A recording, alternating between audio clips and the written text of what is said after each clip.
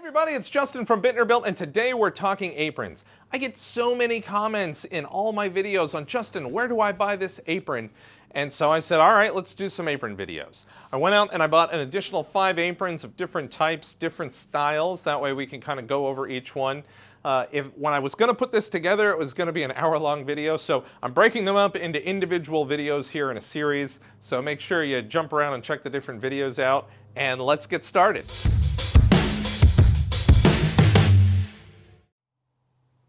All right, so how are we going to do this? I've purchased a whole bunch of other aprons that we're going to take a look at, kind of run the gambit, see what's good about them. Maybe there's better ones than this one right here. Maybe this one you don't like at all. So I'm going to try and look at a couple different criteria. Number one is it comfortable? Because if it's not comfortable, you're not going to put it on, you're not going to use it. It's a waste of money if it's not comfortable, at least unless it's to protect you. If it's to protect you, that's a different story. Number two, we're going to look at how you put it on. Are you able to easily put it on, or do you need to be a contortionist in order to be able to put it on? And then number three really is ultra subjective. I cannot tell you how you're going to like to use your apron. I don't know what tools you're going to put in your apron. Me, I'm more of a minimalist person with my apron. I like some pencils, my tape, and I like having my dust collector hooked to me so I can turn it on and off really easy all the time. And that's really all I like. I really don't even use the bottom of my aprons most of the time. You, on the other hand, might be a walking toolbox. You might have every single thing at your disposal, and that's cool too. So what I'm gonna try and do is when I'm wearing the aprons, I grabbed a whole bunch of different tools that, you know, I thought might be in somebody's apron. Even a framing hammer, like a big boy. We'll even just see how it works.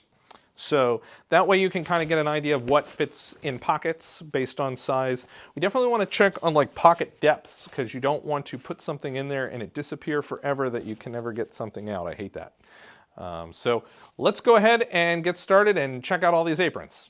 Next we have the Readywares Waxed Canvas Tool Apron, Carpenter Apron, and Woodworking Apron. It retails for $49.99 on Amazon. It's made of waxed cotton canvas. This is the Readywares apron. It is a one-handed strap. In order for you to be able to accomplish this task, you need to take the strap way down into it so you can pass it to yourself and click it in. Oh. Once you have it clicked in, then you can tighten it from this side only. If I attempted to try and do this one-handed from this side, it's very awkward and difficult. This apron is waxed, but it's not hard and rigid like the other one. I feel like it has a lot more movement. It still feels waxy, so there is a little bit of rigidity in it, but that's good. The apron is very high. It is 6 inches higher than the other one. I feel like a dainty skirt, but that might be your preference. Maybe you don't want it so long, or maybe you're a shorter individual. This will come down farther on you. The coverage onto the side, I would say, is adequate. This one, if we start up at the top, it has 1 large pocket and 2 of the smaller pencil pockets. I will note that there's a diagonal stitch here, so we'll check that out in a second. So for the larger pocket, if you're somebody who keeps a phone in there, this is an iPhone 14 standard. I don't think you'll be able to get much bigger than that in here, and there is nothing that keeps it there. Though it is a deep pocket, I would assume it's not going to fall out. Card scraper can definitely fit in there. Scissors. Definitely another good option. So a smaller pair of scissors. Of course, when we put in pens and pencils and stuff, like my personal thing, it's not that deep, so they actually stick out quite a bit, which makes it easy to pull them out. Now, if we're going to do our test with our spring punch, where are you? I never took it out of the last apron. It's stuck in there. I've rescued the punch. Let's try it again. So this pocket has stitching here, so you can see this is how high this is. That's actually great for this tool. And then if I put it in the next one, it definitely goes a lot deeper, but again, it's sticking out. It's not going to disappear, which is nice. So I might even keep, well, yeah, I mean, you know, whatever. But no matter what, you're not losing your item in here unless it's super short. That's awesome. There is no loop up here for your glasses or for a remote. I would probably end up just putting it around my strap right here, and that works. It keeps it in the same spot. Just nothing dedicated for that. Then we move to the midsection. There's nothing in the midsection. Down below, this has multiple layers of pockets. I mean, pocket after pocket after pocket. Now, if we're looking, these two on this side are smaller pockets. So you could definitely have a more bladed shaped tool.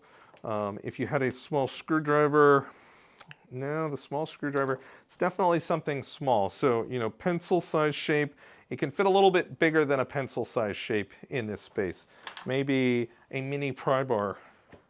I do carry this around a lot. It can be quite helpful when you misfire. Because of the shape, not so much. So, you know, kind of question mark there. Now, this is a medium pocket right after that. If you're one of those crazy people with a foldable Japanese saw, pull saw, get back in there. We're killing video time. Oh, it fits perfect. That is where that would live if that was actually something I'd carry it around with me. When you move over to these pockets, you definitely have a little bit more width. Oh, that would be where that guy would live right there. Razor knives could go in here, could definitely go up here. This is a good thing for that medium-sized pocket right there.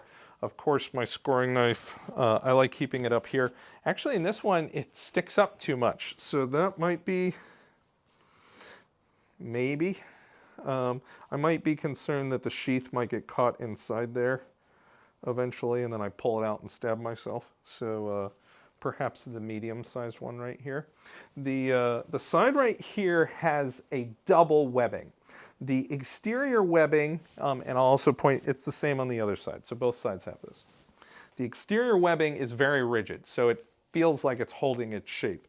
Then there's this second webbing that's very loose in there. I don't feel like they needed to put the second webbing. I feel like it's going to just screw me up a little bit. So we can fit jumbo hammer. We can fit Thor's hammer. We could, let's see if we can do a towel. We definitely can. So that's good. So if you want to keep a towel or rag on you. A tool with a hook clip. I would say yes. I think because it's loose and it moves a little bit, you're not going to get it off this unless you hit something that pulls it off. But I think that's what you're going to encounter anytime you're looking to clip on a tool to you like this. Now, biggest pocket is over here. Let's see what we could do. This guy, it's more of a no. I mean, you could possibly do it, but it's sticking out a lot. A 7-inch, that one fits a little bit better, maybe, and it can even go, ooh, can we do it? No. So 6 inches in width. So that was our apron review video. Make sure you check out the other videos for the other aprons as well. I actually surprised myself and chose a new apron for me to keep instead of this one that I've had for many years because I liked it so much. Maybe you'll have a completely different choice, but everybody's functionality case is different, right? Make sure you like and subscribe to this video, and of course, stay safe in the shop. I'll see you in the next one.